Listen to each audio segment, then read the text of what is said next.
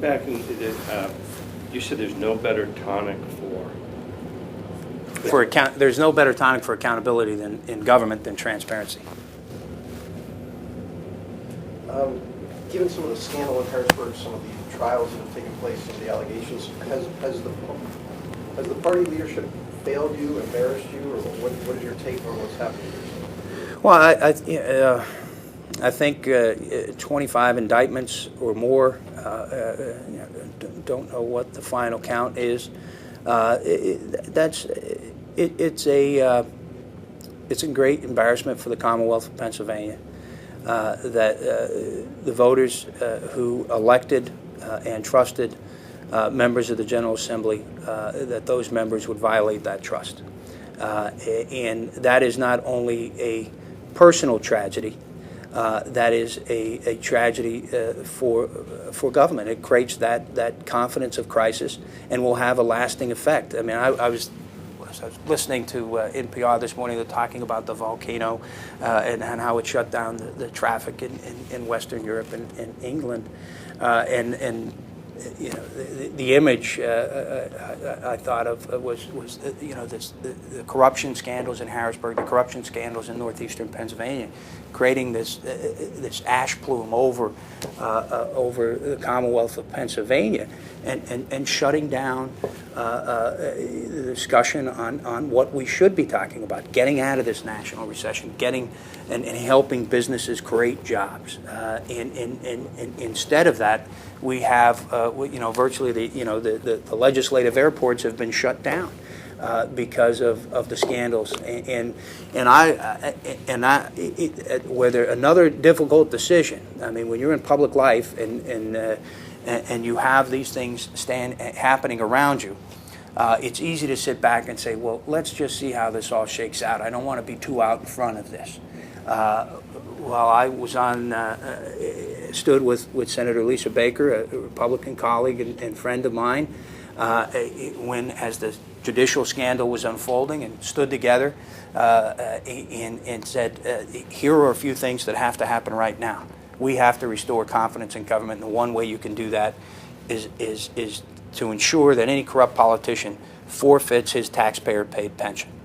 What was going to happen was that the two judges who had signed a plea agreement were going to run out the clock, maybe a year, maybe 2 years, and enjoy a very healthy and lucrative pension provided them by the taxpayers until they were sentenced. Well, we changed the law. We stood up and said, we need to change the law.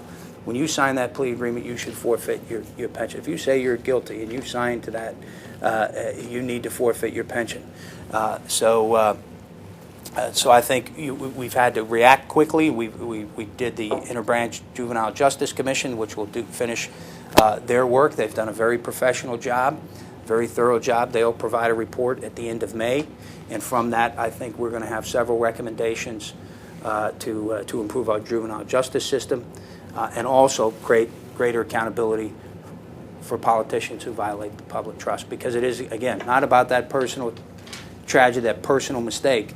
You are really impacting 12 million Pennsylvanians who have put their faith in you. Is there a legislative response to the widespread corruption in northeastern Pennsylvania? Obviously, the focus initially was on the judicial scandal, but since that time we've seen 24 more, and we're not sure where that might end.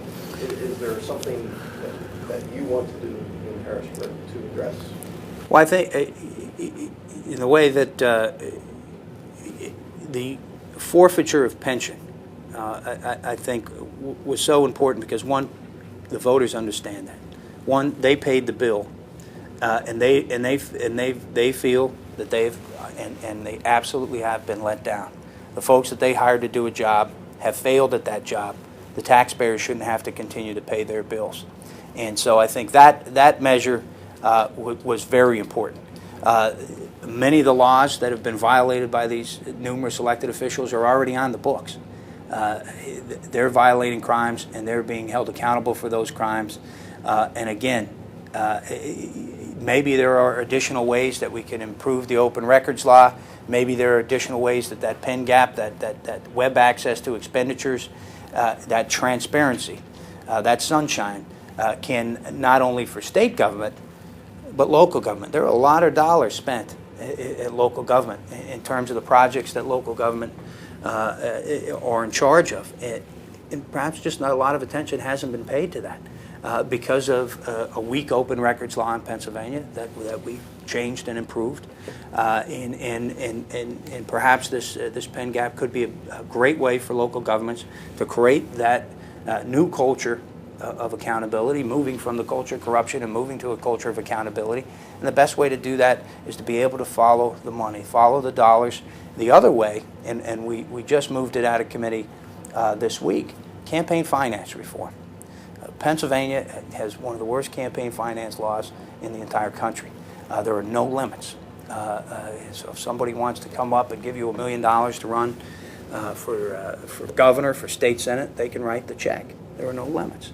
We passed out of the State Government Committee this week legislation, an amendment that was added to the legislation actually by Representative Carroll